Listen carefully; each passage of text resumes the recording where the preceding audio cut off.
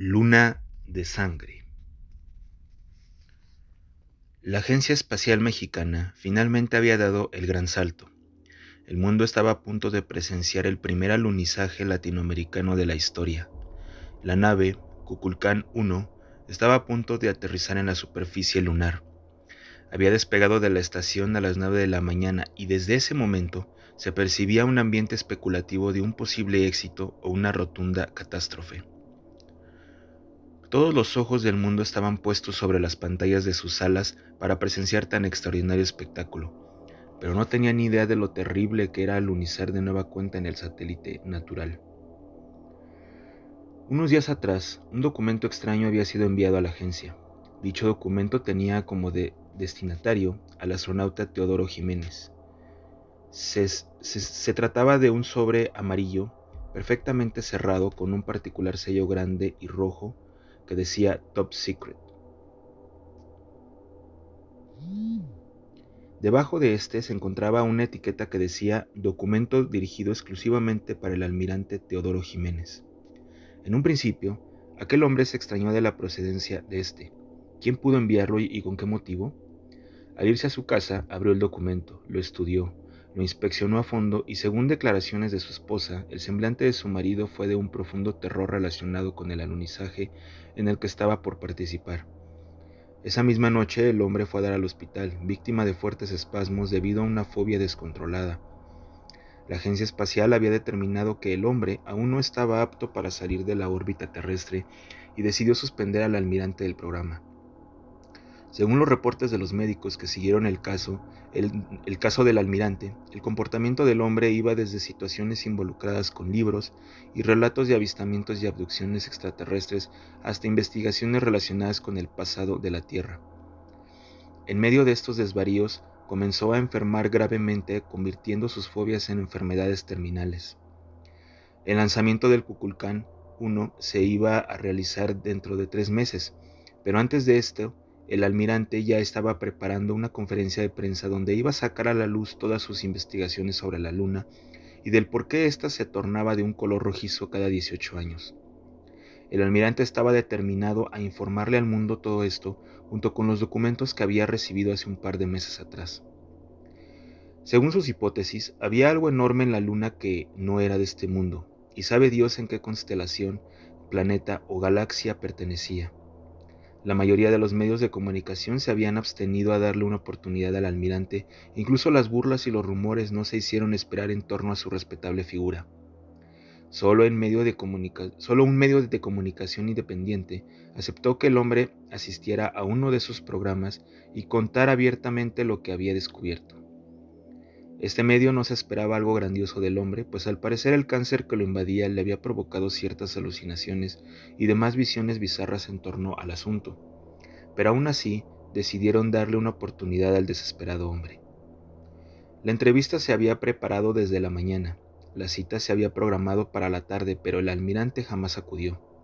En el transcurso de la noche fue encontrado en su auto con la cabeza completamente hacia atrás y una expresión de terror profundo en su rostro.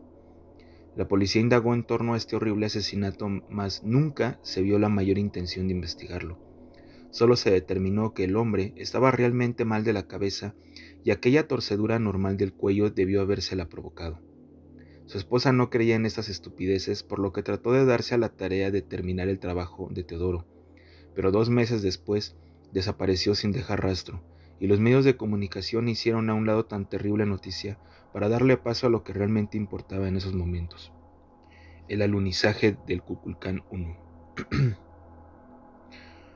Algunos astrónomos habían determinado que el llamado fenómeno luna de sangre ocurriría meses después de la misión, por lo que no hubo ninguna preocupación en torno a que la misión fracasara.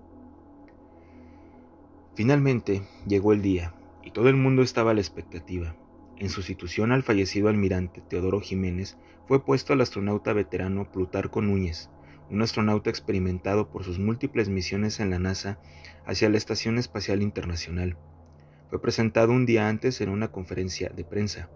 Los astronautas Fernando Gamboa, Carlos Quesada y Plutarco Núñez fueron entrevistados hasta el cansancio. Pero al final de la casada conferencia, se les preguntó lo que la mayoría esperaba preguntarles: ¿Qué pasó con el almirante Teodoro Jiménez? ¿Es cierto que enloqueció? ¿Qué clase de documentos recibió? ¿Es cierto que dichos documentos hablan de lo que realmente se encuentra en la cara oculta de la luna? Todas estas preguntas fueron como una lluvia de piedras interminable que, difícilmente, el trío logró esquivar. Algunos elementos de seguridad entraron en el recinto para llevarse a los astronautas y que no respondieran a dichas indagatorias. Al día siguiente, el despegue se hizo con éxito y cientos de personas que se encontraban cerca de la Ciudad de México subieron a los techos de sus casas para presenciar el espectáculo. En el transcurso del viaje, ninguno de los 3 astronautas realizó indagatorias relacionadas con el caso del almirante Teodoro, pero algo muy dentro de su ser sabían que no tenía idea de lo que verían allá arriba, y lo peor de todo era que estaban completamente solos en la inmensidad espacial y eso los llenaba de un profundo terror. El viaje a la estación espacial, donde cargaran gasolina y algunas provisiones, tardó cerca de 2 días en llegar, donde el astronauta Fernando Gamboa se quedaría para monitorear la nave Kukulcán 1 e informar de toda actividad a la agencia. La nave Kukulcán 1 llegó a la Luna 2 días después, y desde el descenso, ambos astronautas sentían una enorme emoción por pisar el suelo lunar. Al llegar al suelo, el módulo aterrizó a 2 kilómetros de los cráteres Ritter y Sabine. El veterano Plutarco había recomendado a la agencia aterrizar cerca del Mar de la Tranquilidad, pero la finalidad de la agencia era innovar con la misión, descubriendo nuevas fronteras en la Luna y proclamarlas como tierras mexicanas. Plutarco nunca había ido a la Luna, pero había oído cientos de historias relacionadas con el satélite, algunas curiosas, otras que rayaban en lo paranormal y otras que hablaban de encuentros con seres de otros mundos. No es que fuera supersticioso, pero el asomo de duda en torno a esas historias le provocaba un inevitable pensamiento de misterio difícil de quitar. El módulo finalmente había aterrizado. El procedimiento que ambos astronautas debían hacer dio comienzo de inmediato, pues el ansia de ambos era enorme. Se enlazaron con la estación para confirmar su aterrizaje y ésta a su vez se enlazó con la agencia en el planeta. El primero en bajar del módulo fue Plutarco, seguido de Carlos, quien le costaba trabajo manipular su cuerpo debido a la falta de gravedad. Una de las 5 cámaras puestas alrededor del módulo comenzó a filmar el descenso de ambos astronautas, mientras que las demás filmaban el paisaje grisáceo de los montes y los cráteres que componían la superficie lunar. Plutarco se hincó para tomar entre sus manos la arena grisácea, mientras que Carlos se arrodilló y con ambas manos tocó la suave textura de dicha arena. Sus ojos se llenaron de lágrimas ante la fuerte emoción de presenciar el espectáculo del universo. No podían ver la Tierra desde su posición, pero sí podían presenciar el astro rey y la fabulosa energía que irradiaba por doquier. Ambos astronautas tenían una misión importante que cumplir, entre ellas posicionar la bandera mexicana. Plutarco era prudente y caminaba pasivamente en el área del módulo, mientras que Carlos deseaba explorar los cráteres y los montes. Pero para Plutarco esto estaba fuera de la verdadera misión, y no podían salirse de la ruta acordada. Debían estar dentro de la jurisdicción de la agencia, o de lo contrario la misión se abortaría, y ellos serían forzados a regresar a casa. En el primer día de la misión, el cielo negro fue su fiel compañía todo el tiempo mientras recogían todo tipo de muestras, arena, rocas, incluso encontraron un área pequeña llena de un polvo extraño, al parecer metálico, que brillaba con la cegadora luz del sol. Carlos comenzó a buscar más de este polvo metálico. Fue tal su búsqueda que se alejó del área sin darse cuenta, y al momento de levantar el rostro, se encontró de frente con un enorme cráter que albergaba una profundidad mortuoria y abismal. Carlos se petrificó ante tal descubrimiento. Calculó el diámetro, medía aproximadamente 40 metros.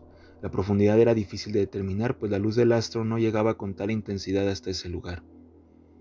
De pronto a la distancia, del otro lado del cráter, vio lo que parecía un monte en forma de prisma rectangular. ¿Cómo era eso posible? Jamás había visto algo así. Parecía una especie de edificio, pero edificado con la misma arena. Carlos tenía pensado llegar hasta allá y averiguar de qué se trataba aquello, pero en ese momento, Plutarco le habló y sabía de antemano que no podía violar las leyes del astronauta veterano, o de lo contrario se enfrentaría a consecuencias con la agencia.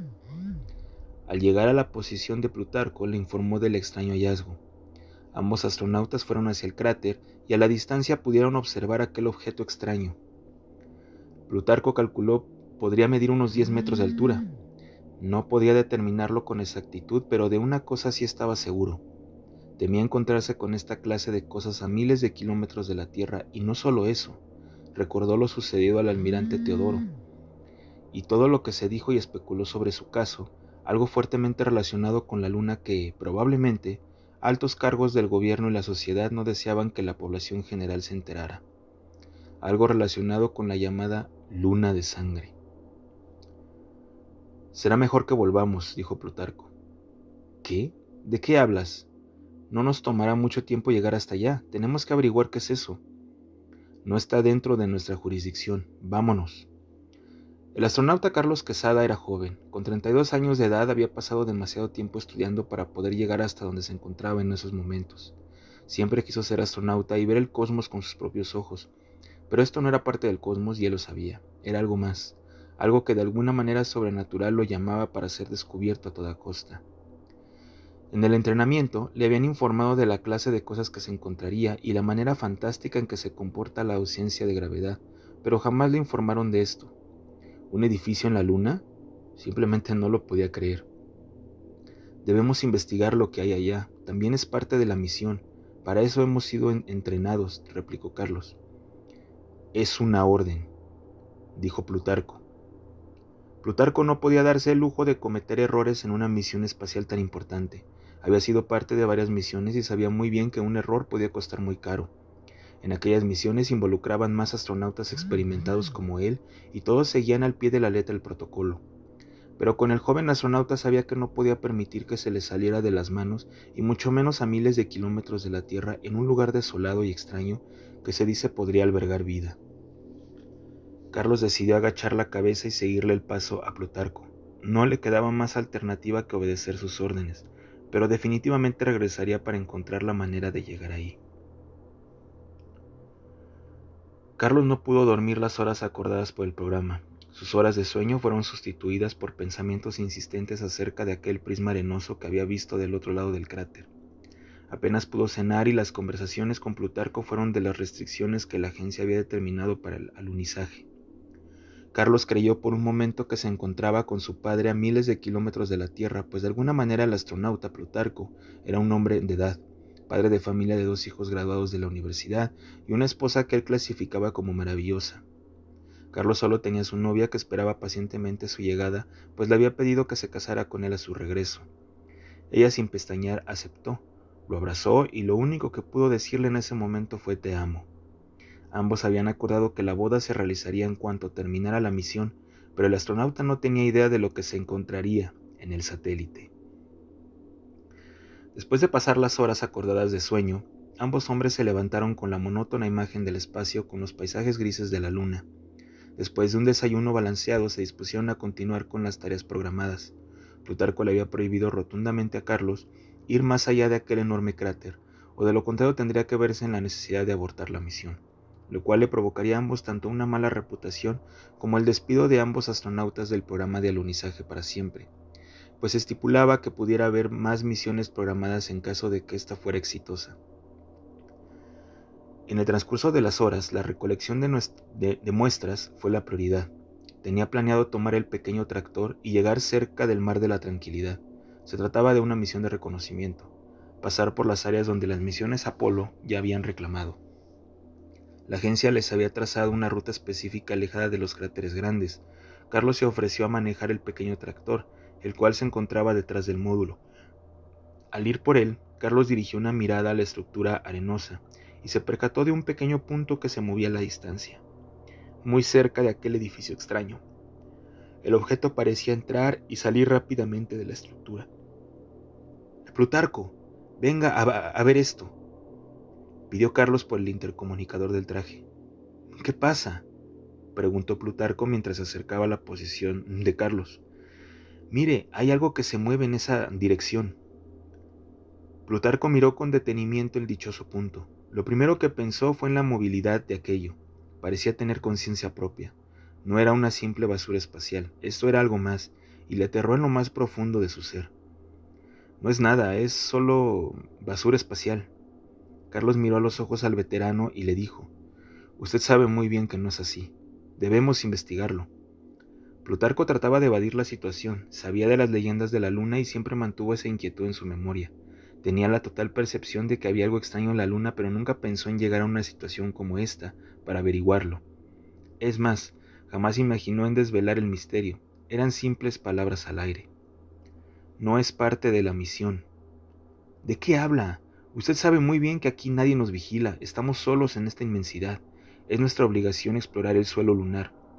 No en esta ocasión. Maldición. Olvídese de las reglas. Esto que estamos por presenciar podría cambiar el curso de la historia para siempre. Tenemos que ir a ese lugar, dijo Carlos. Olvídalo. No voy a ir ni tú tampoco.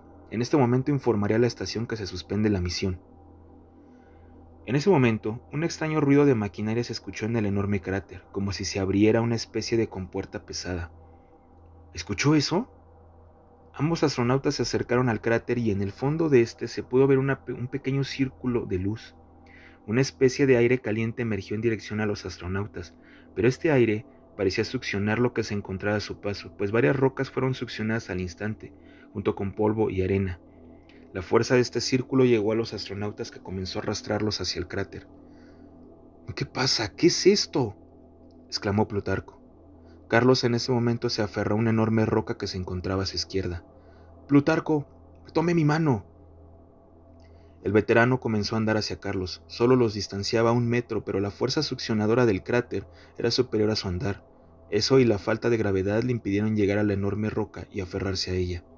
Su cuerpo salió suspendido en el espacio y repentinamente la succión se lo tragó al interior de la luna en medio de gritos de auxilio.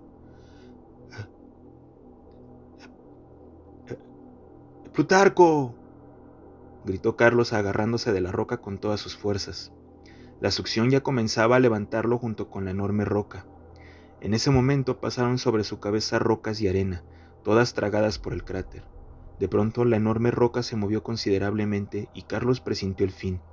La fuerza de succión finalmente hizo que cediera la roca y el astronauta fue tragado hacia el interior del satélite natural. Carlos cayó al vacío y al final de este se encontró con un túmulo de arena que le hizo amortiguar la caída. El golpe le provocó confusión y mareos a la vez, pero no perdió el conocimiento. Se sentó y sacudió su cabeza. Se miró las manos enguantadas aún con la vista borrosa. Miró a su alrededor y lo único que pudo apreciar fue una débil luz que provenía de un techo metálico y abovedado. La luz estaba justo encima de su cabeza y solo aluzaba su cuerpo y la arena grisácea de la luna que estaba debajo de él. Bajó la mirada y el resto de la habitación era total penumbra. «¿Dónde estoy?», preguntó en voz alta, y la burbuja de su casco se empañó. Trató de ponerse en pie, pero un repentino mareo lo hizo detener el proceso. Al mover sus manos con facilidad se percató de una cosa importante: la gravedad. En esta especie de bodega había gravedad, probablemente parecida a la de la Tierra. Al llegar a esta conclusión, le llegó una corazonada con respecto al oxígeno. No estaba seguro de hacerlo, pero al final decidió quitarse el casco. Inhaló un poco y confirmó el oxígeno del lugar, solo que este venía acompañado por un particular olor a humedad. Verificó su micrófono para poder contactar a la Tierra, pero este se había roto en la caída. Un fuerte dolor en la cadera le sugirió que no solo el micrófono se había descompuesto. «Maldita sea», dijo al lúgubre ambiente invadiéndolo de ecos. Sacó una pequeña linterna y aluzó hacia las áreas oscuras. La estructura de lo que parecía una bóveda se encontró con la luz de la pequeña linterna. Al parecer no era tan grande como aparentaba ser en la oscuridad. «¡Hola! ¿Hay alguien aquí?», gritó Carlos, pero su eco fue lo único que pudo responderle. Aluzó todo a su alrededor y solo veía metal galvanizado y aparentemente muy viejo. Su luz se topó con lo que parecía un extraño letrero antiguo. Se acercó a él caminando con precaución por la arena. Se trataba de un letrero gubernamental, solo que se encontraba escrito en otro idioma. El hombre hablaba inglés, francés, alemán y portugués, y jamás en su vida había visto esos caracteres. Eran una especie de jeroglíficos, en su mayoría óvalos y líneas perpendiculares. Al final del letrero se podía leer una frase en rojo, encerrada en un rectángulo, y un poco más abajo, al pie del mensaje, se encontraba el símbolo de la NASA. «¿Qué es esto?», preguntó susurrando. El hombre no entendía ni una sola palabra del letrero, pero una extraña adrenalina lo invadió al ver el símbolo de la NASA. El letrero era de metal y parecía ser muy viejo. Un poco más abajo, en letras pequeñas, se encontraba lo que parecía una fecha, un número de 4 dígitos. 1971, dijo en voz alta. Miró a su alrededor y no tardó en percatarse en dónde se encontraba realmente. Al parecer era una especie de nave, hecha por el gobierno de Estados Unidos, pero ¿dentro de la luna? ¿Con qué fin? Repentinamente unos gritos lejanos comenzaron a escucharse. ¡Plutarco! ¿Dónde estás? Carlos comenzó a luzar todo a su alrededor. Esperaba encontrar alguna especie de compuerta o algún ducto de ventilación. Los gritos aún se escuchaban lejanos, perdidos en el interior de la luna. ¡Plutarco! ¿Dónde estás? De pronto un ruido mecánico emergió de abajo. La arena comenzó a caer por el ducto y unas patas largas, grasosas, repletas de apéndices que se movían con una locura desbordante salieron del ducto. Al parecer eran 4 y éstas impulsaban el cuerpo que la controlaba hacia el interior de la bóveda. Un cuerpo redondo y viscoso, conformado por caras humanas, emergió, de entre la enorme circunferencia que Carlos calculó que medía cerca de 3 metros de diámetro. Salieron varios brazos babeantes y ensangrentados que se alargaron hacia el hombre. Aquella cosa hacía sonidos parecidos a lamentos, quejidos, murmullos. Era como si varios cuerpos humanos se compactaran en una sola bestia. Carlos miró las patas, parecidas a las de una araña, y en una inspección más cercana se percató de que estaban conformadas por huesos humanos, en especial fémures, tibias, peronés, rótulas, unidas por cartílago viscoso y putrefacto. El hombre no podía creer lo que veía, su terror lo paralizó, y por un momento creyó que se trataba de una pesadilla, pero el sudor de su frente le hizo ver que no era así. Los brazos babeantes estaban por alcanzarlo, y Carlos se pegó lo más que pudo a la pared metálica. Su mente se invadió de imágenes, recuerdos de su vida en la Tierra, su fuerte afán por lograr el sueño de ir al espacio, las chicas con las que había estado, sus sonrisas y sus muestras de afecto, sus padres que estaban orgullosos de sus logros. Todo se había resumido en un par de segundos. Las lágrimas comenzaron a correr por sus mejillas. Era el fin y le daba pánico pensar que sería devorado por un ser nauseabundo y extraterrestre que aguardaba en el interior de la luna. Ahora entiendo por qué Plutarco no quería acercarse, se dijo. ¡Maldito seas! ¡Tú lo sabías! Gritó. Aquel grito de furia lo hizo despabilarse, el miedo salió de sus pensamientos y el deseo de vivir invadió su ser. Este no es el fin, se dijo. ¡Muévete! El hombre miró el ducto que aún seguía abierto. Aquel monstruo era torpe en sus movimientos y Carlos al parecer tenía 2 ventajas sobre él, la agilidad y la vista, pues al parecer aquella cosa no tenía ojos. Se deslizó por debajo de la bola babeante y un olor putrefacto lo mareó por segundos. Se arrastró hacia el ducto al mirar el interior de este, vio una especie de túnel perpendicular que descendía hacia la oscuridad, hacia el interior de la luna. Carlos miró al monstruo y este ya comenzaba a retroceder en sus patas huesudas hacia el hombre. Aquella cosa podía olerlo. Carlos se armó de valor y se aventó hacia el interior del ducto, sin saber lo que le esperaba. Carlos cayó pesadamente en otro montículo de proporciones aún más grandes. La caída fue más fuerte e intensa, y esto lo confirmó al ver su brazo quebrado. Comenzó a gritar de dolor mientras se agarraba fuertemente su brazo. «¡Maldita sea!», gritó. Se miró el brazo, pero el traje espacial no le dejaba inspeccionar a fondo. Logró ver una mancha de sangre. Pasó su brazo izquierdo por ella y se percató de una rasgadura. Metió sus dedos y sintió momentos de horror al sentir una pequeña parte de su hueso roto fuera de la piel. ¡Carajo! Asimiló esta idea y respiró profundamente. Tenía que salir de aquí. En esa situación acomodiera lugar. Un olor extraño comenzó a invadir sus fosas nasales, un olor putrefacto. Miró a su alrededor y con profundo terror miró el espacio de muerte en donde estaba.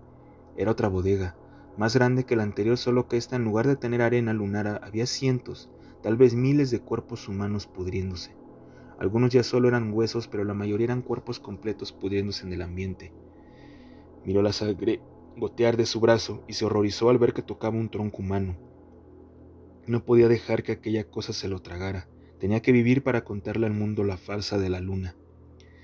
Volvió a mirar a su alrededor, sin dejar de tocarse el brazo, y se encontró con varios ductos de ventilación junto con una puerta. Bajó la pequeña loma de cadáveres y se dirigió a la puerta.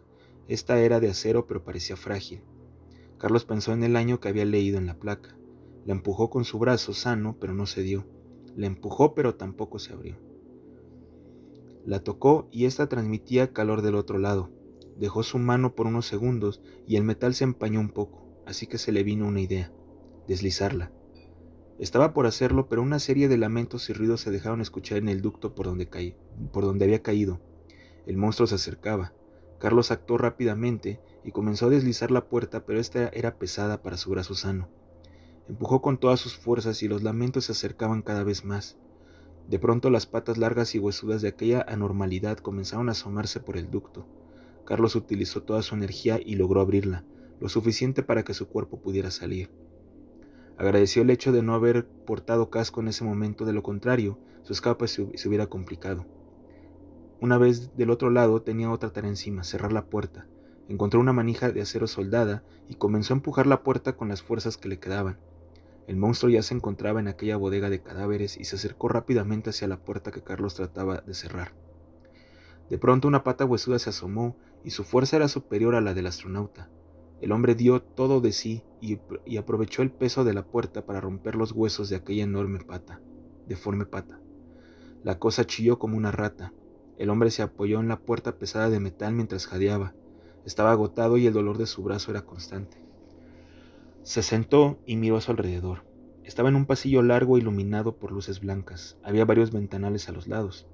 El pasillo parecía estar desierto. Carlos se percató del ambiente del lugar y este era totalmente propicio para su cuerpo. No había ruido de ningún tipo y los gritos de Plutarco que había escuchado hace unos momentos. Se levantó con dificultad y miró hacia el ventanal que mostraba el interior de la bóveda de cadáveres. El monstruo succionaba los cuerpos putrefactos como aspiradora. Trataba de sostenerse en sus 4 patas, pero le era imposible.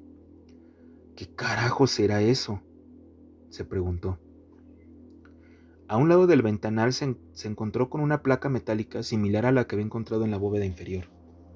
En esta también se encontraban los mismos caracteres, pero esta vez a Carlos se le antojó como una especie de descripción, como si detallara el interior de aquella habitación putrefacta. Miró el pasillo y decidió ir hacia los demás ventanales. El siguiente se encontraba a 5 metros. Carlos avanzó cuidadosamente, temeroso de lo que pudiera encontrar. Al llegar, él se encontró con una especie de laboratorio. La puerta de este se encontraba abierta. Carlos entró y lo primero que se encontró fueron fotografías de las fases de la luna pegadas en las paredes.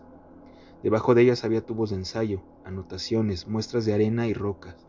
A un lado de estas se encontraba un par de fotos más donde se podía apreciar la llamada luna de sangre y luna nueva. Debajo de cada una había muestras y tubos de ensayo también, pero en las muestras de la luna de sangre había un pequeño frasco con ojos, orejas, cabellos, etc. Todo tipo de partes humanas faciales. ¿Qué es esto?, preguntó el hombre mientras retrocedía lleno de terror. El futuro, colega. La voz hizo que Carlos volteara inmediatamente y lo que se encontró no le gustó en lo más mínimo. Se trataba de Plutarco con su traje de astronauta, solo que venía acompañado de 2 hombres altos. ¿Qué es esto, Plutarco? Ya te lo dije, el futuro. Lamento que tengas que darte cuenta de esta manera, dijo Plutarco. El rostro de Carlos estaba confuso, temeroso y lleno de ira a la vez. Esta es una estación espacial construida con el único objetivo de controlar a la raza humana. El hombre hizo una pausa y avanzó hacia el interior del laboratorio. Las muestras que ves aquí son componentes químicos para estructurar el exterior de la Luna, provocando las fases de esta y así poder mandar ondas de radio hacia los satélites, y estos a su vez a cada televisor y radio existente en la Tierra. ¿Qué dices? ¿Con qué objetivo? Control. Los gobiernos de la Tierra han determinado que nuestra especie es primitiva y completamente ajena a la evolución. Se llegó a esta conclusión a través de ciertos estudios que se le hizo a cada individuo y a cada raza existente en la Tierra. Carlos muy poco asimilaba lo que el astronauta le decía, pero no lo digería. Esto parecía una descarriada pesadilla de la que quería despertar a toda costa. ¿Por qué en la Luna?, preguntó Carlos. Excelente pregunta. Cuando se realizó el primer alunizaje se determinó que la Luna tenía un lado oscuro y extraño que los primeros astronautas no pudieron averiguar, pues la NASA se los negó rotundamente, pues deseaban investigar a fondo. La siguiente misión fue lanzada en secreto hacia el lado oscuro de la Luna y ésta encontró lo que todos en la agencia espacial esperaban. Había ruinas y en ellas un templo antiguo construido de manera subterránea. El astronauta Derek King fue el primero en informar el hallazgo, así como el primero en entrar en ese templo. Si lo preguntas, sí, hubo un contacto con una raza extraterrestre que buscaba un preciado mineral en nuestro mundo que resultaba vital para el suyo. Ellos decidieron ofrecernos tecnología muy avanzada que desarrollaríamos a lo largo de los años en armas, arquitectura y lo más importante en los televisores, interrumpió Carlos mientras se le venía a la mente la fecha que había visto en la placa, 1969. Así es, colega. La luna es hueca y la raza Plut la creó para poder vigilar y observar con mayor detenimiento los minerales que buscaban. Ellos nos dieron la oportunidad de utilizar esta estación para nuestros experimentos. ¿Has oído acerca de las abducciones? Se hacen con el simple objetivo de alimentar a la raza Plut. ¿La raza Plut? Los hemos llamado así porque dicen provenir de Plutón, pero en realidad no hemos podido determinar al 100% su origen y su lenguaje. No puedo creerlo. ¿Esos seres delgados y grises entonces son reales? Espera, no te confundas, dijo Plutarco. Hay millones de razas en el universo. Ellos no tienen nada que ver con la luna. La raza Plut es etérea y pueden tomar la forma de cualquier cosa orgánica que coman. Los que tú nombras están fuera de nuestra jurisdicción. Carlos pensó en la bola de masa humana nauseabunda que se encontró. ¿Ya conociste a la mancha voraz? Se alimentó de tantos humanos que dejó de tener forma alguna. Él se alimenta de la carroña que le damos. El verdadero objetivo de la raza es la sangre. Son como vampiros estelares. ¿Esa es la razón de la luna de sangre? Así es. La luna se vuelve roja al abastecerla de sangre. Se requiere de miles de cuerpos humanos para hacerlo. Las desapariciones de personas que escuchas a diario por todo el mundo son para este propósito. ¿Qué hay de los libros de ciencia, los libros escolares? ¿Todo es mentira?, preguntó Carlos. El 92% de la información es falsa, contestó Plutarco. Carlos sentía mareos y náuseas. No podía digerir aquello, no sabía cómo. Teodoro lo sabía, iba a informar al mundo de esto. Ustedes lo mataron. Se le advirtió más de una vez, no quiso escucharnos. Ahí están las consecuencias. Ambos se miraron. El rostro de Carlos estaba pálido, su mirada comenzaba a debilitarse. Había perdido mucha sangre. El hombre se hincó, el dolor lo estaba matando. Llévenlo a la bodega, dijo Plutarco, a los dos hombres de túnicas blancas. No, espera. Carlos se levantó con las últimas fuerzas, miró a Plutarco sin dejar de presionar su brazo. Quiero ser parte de esto. Las palabras de Carlos provocaron una total sorpresa en Plutarco. Estaba seguro que optaría por lo contrario, tomar el camino del difunto Teodoro. Decisión correcta. Ven, acompáñame. Carlos fue llevado a la enfermería y estuvo en recuperación por varios días. La tecnología de la raza Plut hizo que su brazo se recuperara rápidamente. Una semana después, los astronautas del Kukulcán 1 regresaron a la Tierra. Las sonrisas en sus rostros mostraban a las cámaras lo exitoso que había resultado la misión. Se les hicieron varias preguntas sobre el viaje y sobre su experiencia en la Luna. En la conferencia de prensa, Carlos solo atinó decir: «La Luna es todo menos lo que esperábamos». El gobierno mexicano de inmediato censuró lo dicho por Carlos. La Luna seguirá siendo el ojo que nos observa. Si te gustó este relato, no olvides darle like y suscribirte. Eso me ayudaría mucho. Gracias.